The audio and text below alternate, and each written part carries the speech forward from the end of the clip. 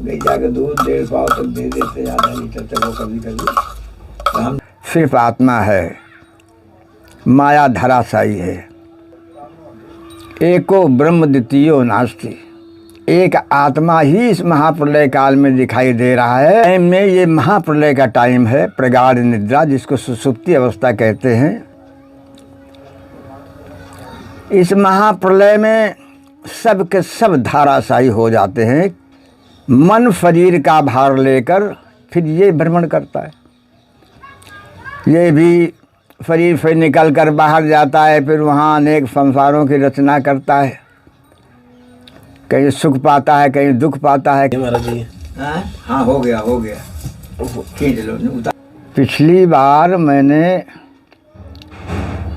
शायद एक सत्संग दिया था, श्री जी को हृदय में दिखलाया था और श्री कृष्ण यानी ब्रह्म बराबर आत्मा ये ब्रह्मांड में खोपड़ी में दिखलाई थी। हो सकता है जिसे तुम पुण्य समझते हो वही पाप हो।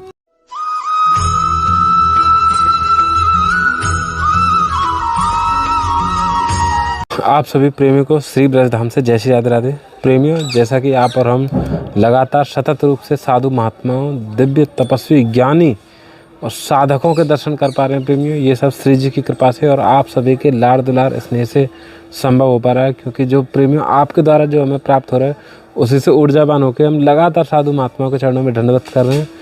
तो ऐसे ही प्रेमियों आज फिर हम एक उन्हीं महात्मा जी के दर्शनों में आए हुए हैं जिन्होंने बहुत सुंदर हमारी जो भक्ति मार्ग है, एक बहुत यानी जो बोले बहुत ज़्यादा सुगमता आ जाए हमारे भक्ति मार्ग में, कुछ ज्ञान हमें प्राप्त भयो महाराज जी के वचनन से।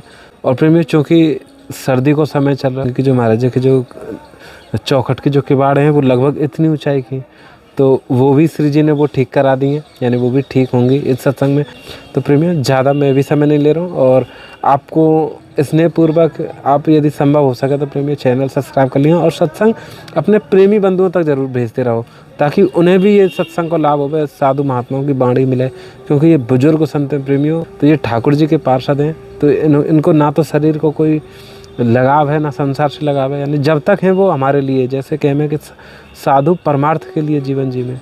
तो ऐसे ही प्रेमियों यहाँ पे आप पीछे दर्शन कर रहे हैं क्योंकि ब्रजवासियों के उपले कंडे यानी ईंधन के रूप में प्रयोग करें पहाड़ी का रास्ता। राधे राधे मैया। तो ऐसे महात्मा जी के चरणों में प्रेमियों आप और हम चल रहे हैं और जुड़े रहें। आपसे निवेदन है आप सत्संग में पूरे जुड़े रहें क्योंकि महात्मा जी के वचन बहुत ही दुर्लभ हैं।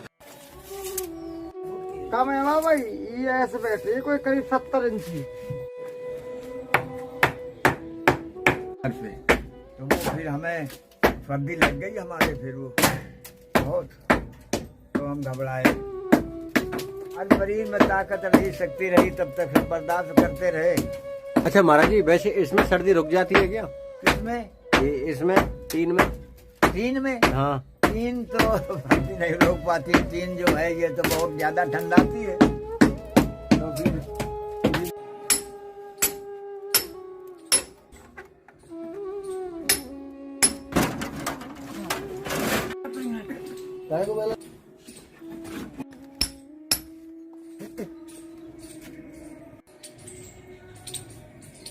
ये कह रहे हैं कि ये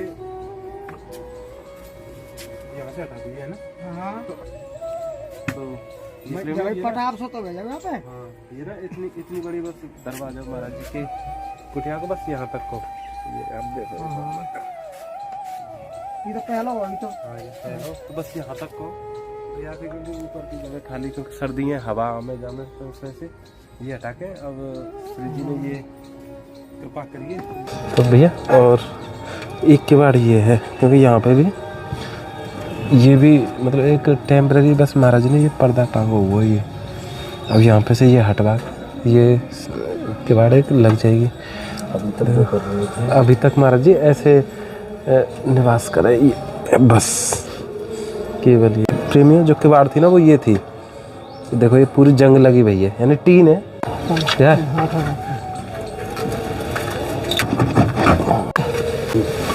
बस बस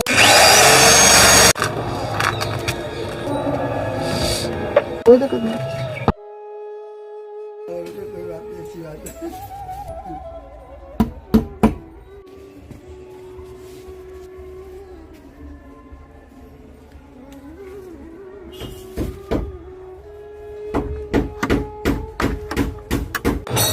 तो प्रेमियों, आपको एक चीज़ मैं थोड़ा सा बताऊं कि पहले महाराज जी की व्यवस्था कुछ यह प्रकार ही कि जैसे ये जंगला है ना भैया, एक बार देखेंगे ये जंगला है ना, जंगला पे ये एक कंबल का टुकड़ा फाड़ के महाराज जी ने ऐसे लगाया हुआ है जी। तो ये आर पार ये जंगला हो, जैसे महाराज जी यहाँ पे बैठे हुए हैं। प्रेमियों, मैं आपको दूसरे दरवाजा और दिखा दूँ। दूसरे दरवाजा पे भी ऐसे ही हो, क्योंकि महाराज जी की एक गेट इधर है और एक गेट उधर है। तो यहाँ लगे क्योंकि शीत लहर चले तो बहुत परेशान करे ठंड में। तो ये सेवाएं श्री जी कृपा से हो पाए संपादित। और अब चल रहे महाराज जी के पास दंडवत करेंगे और उनसे थोड़ा जानेंगे कि कैसा महाराज जी अब ये अनुभव है। तो महाराज जी अनुमति हो तो मैं प्रसाद तैयार कर दूँ? कुर्सी डाल। जी जी, कुर्सी पहले मैं आपके लिए वो रख दूँ बनाने के लिए, आप थोड़ा सा अरे छोड़ो ससुर को। अरे नहीं महाराज जी, कैसे बनाओगे? हम तो डिब्बा वाला दूध में बनाते हैं। आप बताइए, मैं करते जाऊंगा महाराज जी वो सेवा। उस लोटे में पानी रख दीजिए आधा गिलास। जी जी जय हो। ऐसे हाँ, आलू रखी थी उसमें। अच्छा, हमने कहा शाम को सब्जी ये लोटा में महाराज जी? इसी लोटे में धर दो, आधा किलो, आधा नहीं धो लेते हैं।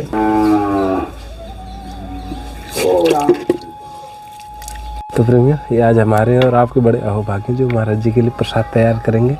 प्रसाद रूप में कुछ भी हो, लेकिन सेवा मिल गई, ये बड़ी कृपा है। एक गिलास पानी। जी इस गिलास इसमें, हाँ इसमें रखो। एक गिलास पूरा हो गया। हाँ, आगे ठीक में ये यहाँ पे रख दूँ? हाँ रखो। ये हाँ, इससे वो तार लगा दो। ये वालो? हाँ, कारो वालो।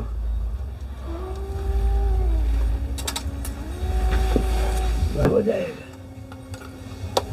ये ढक दूँ ऐसे? हाँ हाँ महाराज जी, ये कहा है, ये श्री जी की कृपा से है। ये आप सेवा स्वीकार कर लो। ये यहाँ में एक रजाई जैसी एक चीज़ है, ये पूरी खुल जाएगी। अच्छा हाँ ठीक है। ऐसे पूरी खुल जाएगी महाराज जी। आप बिल्कुल जाड़ो नहीं लगेगा महाराज जी, बहुत आनंद से। जाड़ा लग सकता है ये तो, क्योंकि यहाँ में हवा भी नहीं जाएगी। बड़ी कृपा। सीधा वजन भी नहीं है बिल्कुल। बन गई होगी। अभी गिलास लेके बस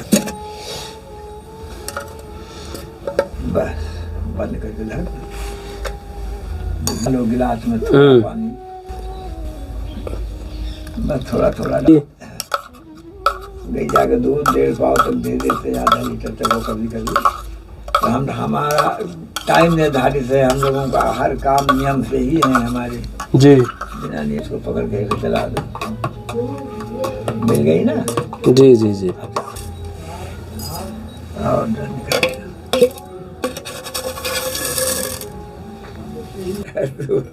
हाँ तभी तो हम ये ढक दो महाराज जी? हाँ ढक दो। हमको अच्छा नहीं लगता जी।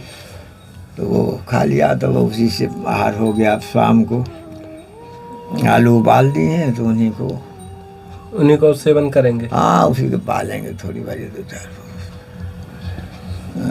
महाराज जी, सर्वप्रथम तो महाराज जी आपको पुनः दंडवत प्रणाम। नारायण नारायण नारायण। भी दंडवत स्वीकार करो आपके चरणन में। एक बार फिर महाराज जी आ गए थोड़े सत्संग के लालसा लेके। अभी महाराज जी स्वास्थ्य वैसे ठीक है अभी? हाँ स्वास्थ्य ठीक है, स्वास्थ्य बढ़िया है, स्वास्थ्य में कोई सर्दी को समय आ गए महाराज जी? अरे ये तो होते, सर्दी है गर्मी ये तो होता है। ये महाराज जी हाँ हो गया खींच लो, उतार लो नीचे। अब उसको हटा दो, तार को जो लगाया। जय श्री राम।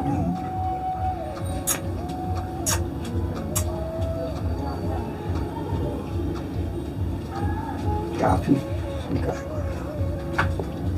प्रेमियों, आप सभी को पुनः सादर नमस्कार, दंडवत प्रणाम और जय श्री राधे राधे बरसाना से।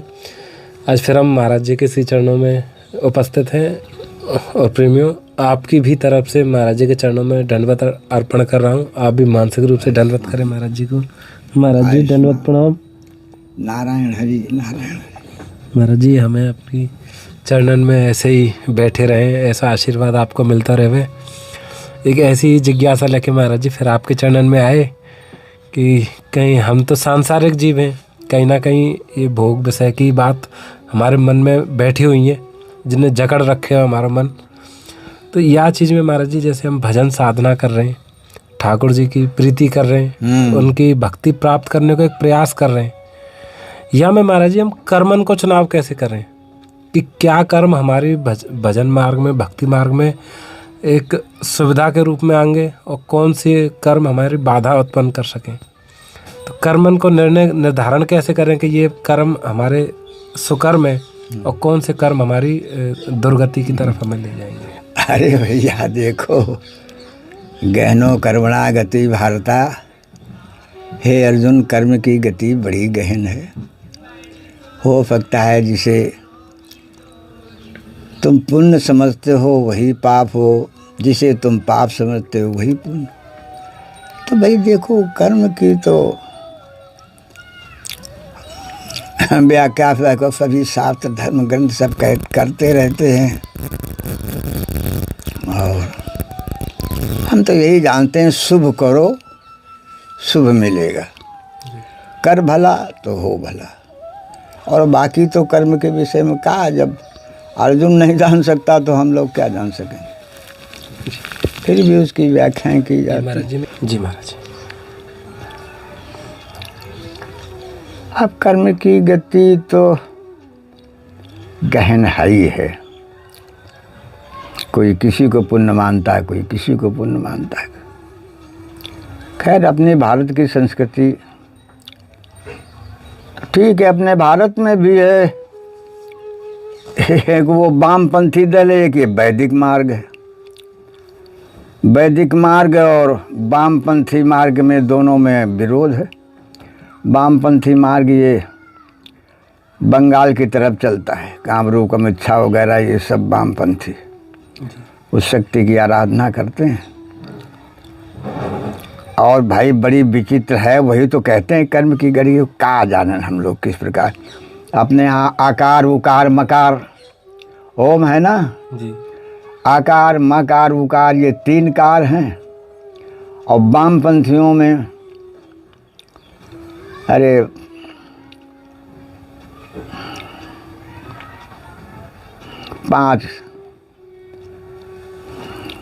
पांच कार हैं। का है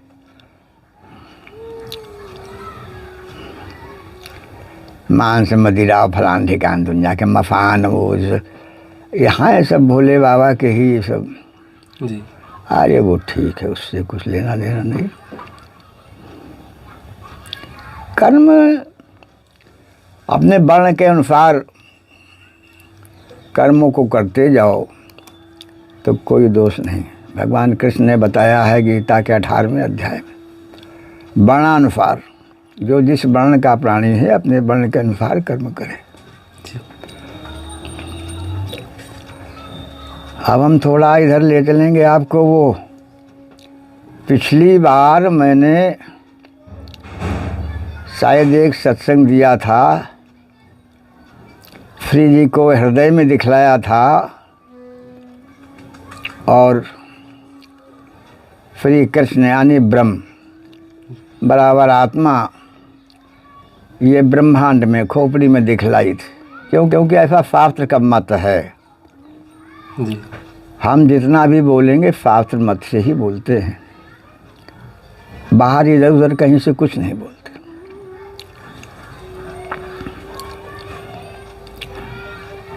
तो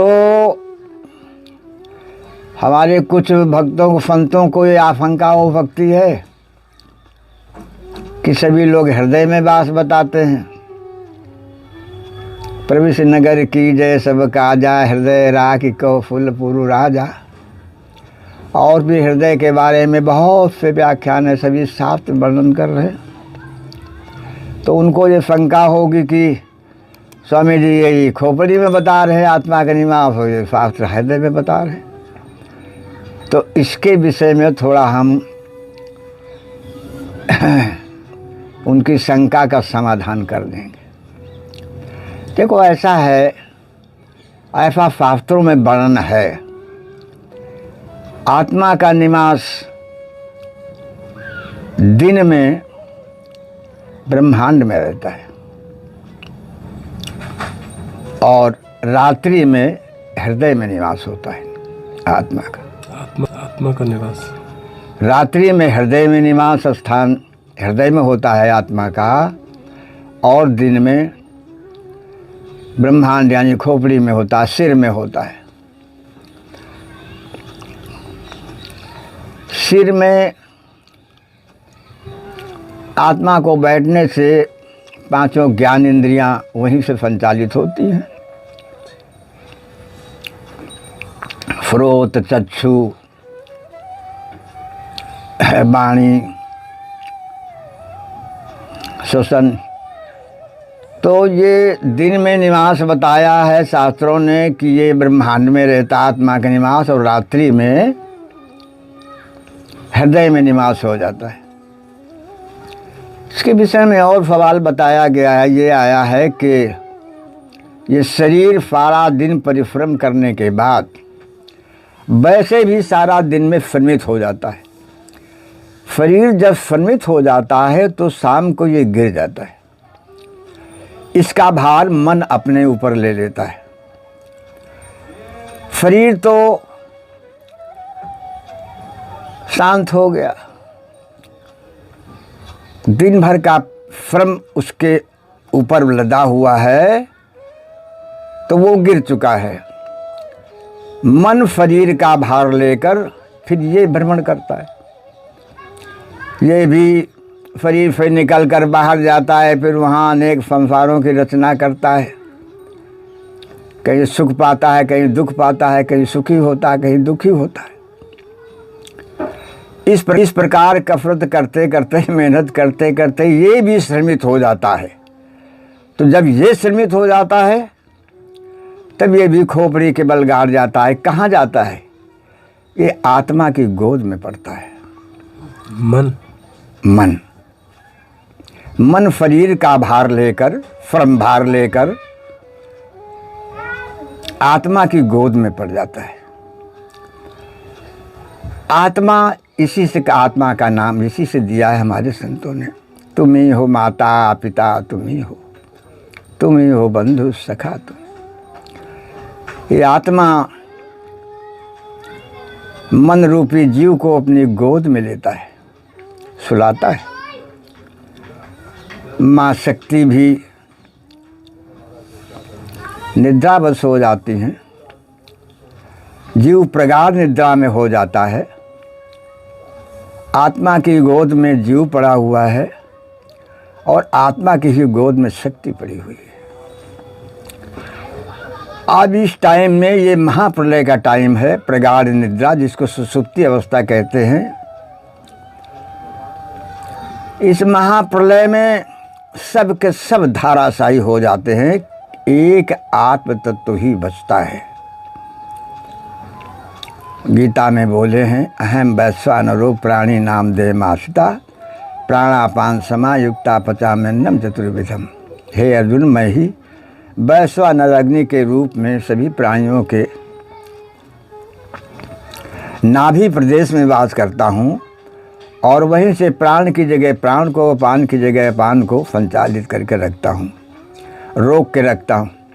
वायु तो एक ही है, किंतु इसके विभाग एक ही स्वरूप कई स्वरूपों में बदल जाता है। वायु तो एक ही है, किंतु अब देखो कितने स्वरूपों में बदली है। प्राण, अपान, समान, उदान, व्यान, नाग, कूर्म, देवदत्त, धनंजय, इस प्रकार से ये कई वायु है। अब ये शरीर में सब अपनी अपनी जगह स्थित है, एक दूसरे को उल्लंघन नहीं कर सकते। ये आत्म तत्व के कारण ही है। आत्म तत्व अपने में जीव को समेटे है, माँ शक्ति भी उन्हीं की आगोश में है, सिर्फ आत्मा है, माया धराशायी है।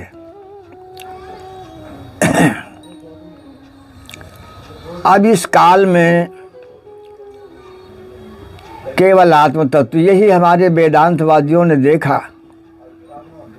एको ब्रह्म द्वितीयो नास्ति, एक आत्मा ही इस महाप्रलय काल में दिखाई दे रहा है, और ना तो कहीं जीव दिखाई दे रहा है, ना शरीर दिखाई दे रहा है। शरीर भी धाराशायी है, जीव भी धाराशायी है, शक्ति भी सुसुप्ति अवस्था में। रात भर अपनी गोद में सुलाने के बाद भगवान मन का श्रम यानी जीव का श्रम और शरीर का श्रम, शक्ति का श्रम सबको अपने में जब्त करके और सुबह बिल्कुल निर्बाध रूप से उठा देते हैं। जब जीव उठता है तो वो तरोताज़ा अपने को महसूस करता है, न उसको कोई थकावट है, न कोई ग्लानि है, अपने को बिल्कुल महसूस करता है कि हम तरोताज़ा हैं, है भी तरोताज़ा, कोई श्रम नहीं रहता। शरीर भी उठ जाता है, लगता है बिल्कुल स्वस्थ उठे हैं, कोई दिक्कत नहीं। अब इसी को हमारे सांख्यवादियों ने कहा कि देखो, जीव और माया ये दोनों अविनाशी हैं, इनकी मृत्यु नहीं होती, आत्मा में रहते हैं, किंतु ये अपनी अवस्थाओं में अलग अलग रहते हैं, रहते आत्म तत्व में हैं। क्योंकि यदि अलग न रहें तो रोज जीव को बनाना, माया को बनाना, ये भगवान का बस कहाँ तक बनाएंगे। तो बोले बीज रूप में दोनों रहते हैं, सुबह ये दोनों ही उठ जाते हैं और संसार चालू हो जाता है, सृष्टि क्रम चालू हो जाता है जी। सुबह से लेकर शाम तक फिर वही होता है, शाम को फिर शरीर श्रमित होता है, श्रमित होके मन पे गिर जाता है, मन बोझ इसका उठा लेता है, मन भी श्रमित हो जाता है, तब आत्मा इसका बोझ उठा लेती। माता शक्ति सुसुप्त अवस्था में वो भी निद्रावश होती है।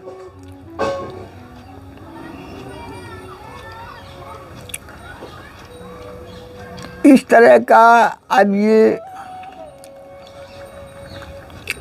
विचित्र ज्ञान पड़ेगा, जाके इसको क्या करेंगे भक्तजन जाने तो भाई जान लें।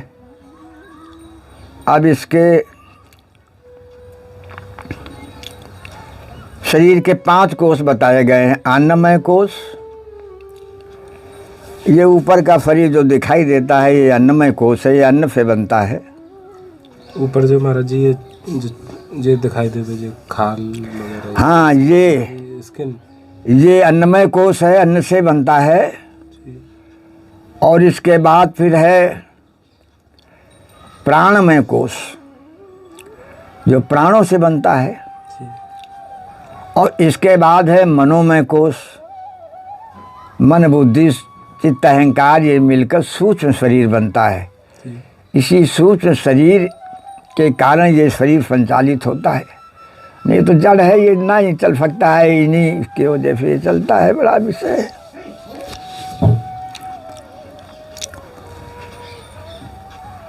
मनोमय कोष